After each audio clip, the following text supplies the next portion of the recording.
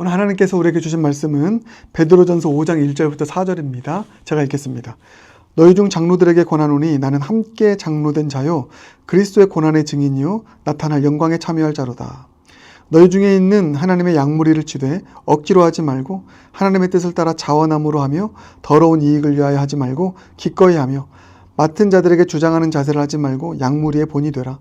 그리하면 목자장이 나타나실 때에 시들지 아니하는 영광의 관을 얻으리라. 아멘. 살아계신 하나님 말씀입니다.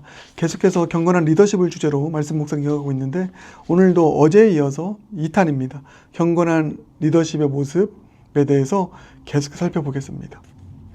오늘 본문을 내용을 근거로 보면 경건한 리더십은 어떤 리더인가, 이게 이제 베드로가 쓴 거거든요. 베드로가 먼저 경건한 리더였습니다. 근데 베드로가 자기를 이렇게 고백합니다.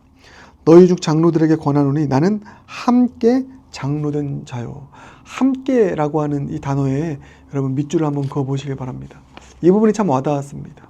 베드로는 장로였습니다. 네, 함께 장로된 자였습니다. 함께 장로들과 함께 주님의 교회를 세워가는 그런 존재였던 것이죠. 여기서 저는 이 경건한 리더가 갖고 있는 아주 중요한 모습, 가져야 될 중요한 모습을 보게 됩니다. 함께 할 수 있는 리더십입니다. 경건한 리더는 독단적이지 않습니다.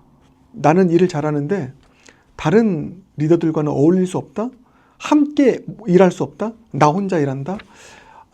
여러분, 주님은 천지를 창조하실 때 삼위일체 하나님께서 함께 협업하셔서 그 일을 이루셨습니다.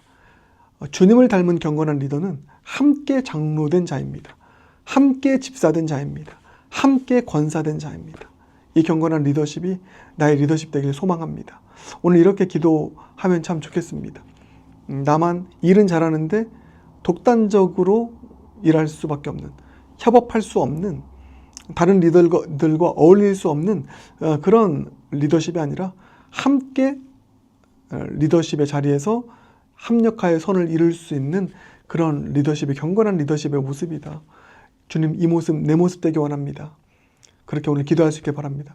그러면 두 번째 뭐냐면 계속 1절 보면 이렇게 나와 있습니다. 그리스도의 고난의 증인이요. 고난. 예수님의 고난을 내 몸에 짊어지고 나도 함께 그 고난을 짊어지며 교회를 섬기고 주의 나라를 섬기는 자입니다. 나는 고난의 증인입니다. 이렇게 이야기하고 있는 것이죠. 증인은 전하고 살아내는 자입니다. 그리스도의 고난을 나도 지는 것이죠. 이게 경건한 리더십의 두 번째 모습입니다. 오늘 본문에서 나오는 기꺼이 고난을 질 수 있는. 그래서 경건한 리더와 그렇지 않은 불경건한 리더 혹은 사꾼 리더는 무엇입니까? 고난의 때 갈립니다. 어려움 찾아오면 양을 버리고 도망가는 것이 사꾼입니다. 경건하지 않은 리더인 것이죠. 그러나 경건한 리더는, 참된 목자는 함께 고난을 받습니다. 고난의 증인이 됩니다. 고난의 때에 힘들다고 도망가지 않습니다. 이게 경건한 리더입니다. 그리스도의 고난의 증인, 힘들 때 더욱더 영혼들을 떠나지 않고 힘들 때 더욱더 주님의 나라를 위해서 또 내 삶을 주님의 위로와 도우심을 힘입어서 감당해 나갈 수 있는 그런 차원에서 경건한 리더가 저 여러분 모두가 되길 주님의 이름으로 축복합니다. 고난의 때에 어렵다고 해서 넘어지지 않는 것, 손을 놓지 않는 것, 이거 참 기도해야 되지 않겠습니까? 그런 성화가 우리 가운데 있기 원하고 그런 리더십이 우리의 리더십이 되길 주님의 이름으로 축복합니다. 그런가 하면 이제 2절로 넘어가서요. 2절 보면 이렇게 나와 있죠. 2절을 한마디로 표현하면 이겁니다. 자발적인 섬김을 하는 자이다. 그래서 하나님의 양무리를 치되 억지로 하는 것이 아니라 주일날 나눴죠. 하나님의 뜻을 따라 자원함으로, 자발적인 섬김이죠. 경건한 리더는 사모함이 있습니다. 자발적으로 자원함으로 섬깁니다. 억지로가 아닙니다. 또 뭐라고 나와 있습니까? 더러운 이익을 위하여 하지 말고 기꺼이 하며, 순수한 섬김인 것입니다. 어떤 나의 유익을 위해서 나한테 도움이 되면 섬기고, 계산해 보면 계산기 두들겨서 아닌 것 같으면 놓아버리는, 그것은 리더가 아니라 또 사꾼인 것입니다. 그래서 더러운 이익을 위하여 하지 않고 기꺼이 할 수 있는 것, 순수한 섬김입니다. 그래서 2절을 통해서 우리는 자발적인 섬김, 순수한 섬김, 이게 경건한 리더의 모습이다, 이것을 발견하게 됩니다. 이런 섬김의 사람들이 저와 여러분 모두가 되길 바랍니다. 어떻게 이런 섬김할 수 있을까? 우리에게 있는 2절 말씀을 근거로 보면 우리에게 있는 하나님의 양무리를 정말로 내 새끼처럼 보는 것입니다. 이게 목자와 양의 관계 아닙니까? 선한 목자, 그 양을 잘 이끄는 선한 목자, 경건한 리더와 그 양의 관계 아닙니까? 정말 선한 목자는 양을 내 새끼로 취급합니다. 그렇기 때문에 내게 이득이 없어도 그 양을 위해 생명을 바치는 것입니다. 양을 내 새끼로 여기고 그 양을 사랑하는 마음이 있을 때, 영혼을 사랑하는 마음 얼마나 중요합니까? 그러할 때 억지로가 아니라 자발적으로 섬기게 되고, 더러운 이득을 위해서가 아니라 손해봐도 순수한 마음으로 섬길 수 있는 것입니다. 정말 그런 리더, 그런 하나님의 사람으로 세워지는, 그렇게 섬기며 살아가는 진정한 경건한 리더십의 사람들이 저와 여러분이 되길 주님의 이름으로 축복합니다. 또한 3절 보면 이렇게 나와 있습니다. 경건한 리더는 어떤 사람인가? 맡은 자들에게 주장하는 자세를 하지 말고 양무리의 본이 되라. 본이 되는 리더십이죠. 어떻게 하면 본이 됩니까? 먼저 앞장서는 것입니다. 주장한다는 것은 그냥 말만 하는 것이, 뒤에서 말만 하는 것입니다. 나는 하지 않으면서.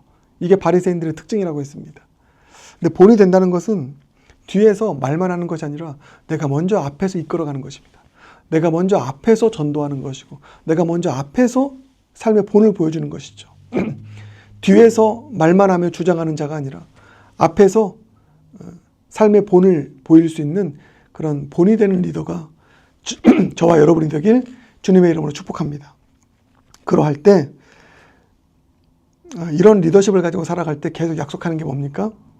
목자장이 오셨을 때 영광에 참여하게 될 것이다. 그게 1절이죠. 나타날 영광에 참여할 자로라. 아멘. 또 4절. 그리하면 목자장이 나타나실 때에 시들지 아니하는 영광의 관을 얻으리라.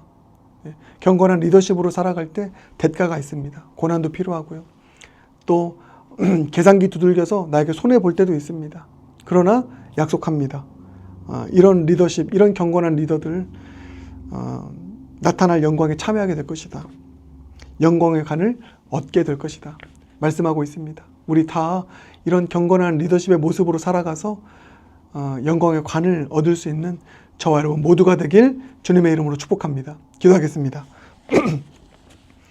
사랑해 주님 감사합니다. 오늘 주신 말씀 붙잡고 주님 앞에 기도합니다. 오늘도 경건한 리더십은 어떤 모습인가 또 주님 말씀하셨습니다. 이 모습이 우리의 모습 되기 원합니다. 경건한 사람, 경건한 리더로 세워질 수 있도록 주여 은혜 베푸시고 우리를 도와주시옵소서.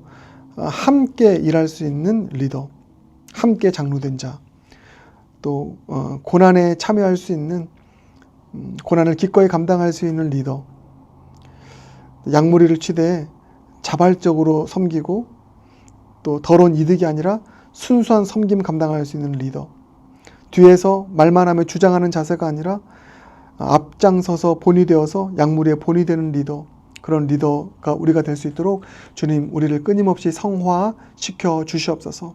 그런 경건한 리더들이 우리 영락교회에도 많이 세워질 수 있도록 주님 역사하시고 은혜 베풀어 주시옵소서. 그리하여 우리도 먼 훗날 영광의 관 다 받아 누릴 수 있는 그런 우리 모두가 되게 하여 주시옵소서. 예수님 존귀하신 이름으로 기도드립니다. 아멘.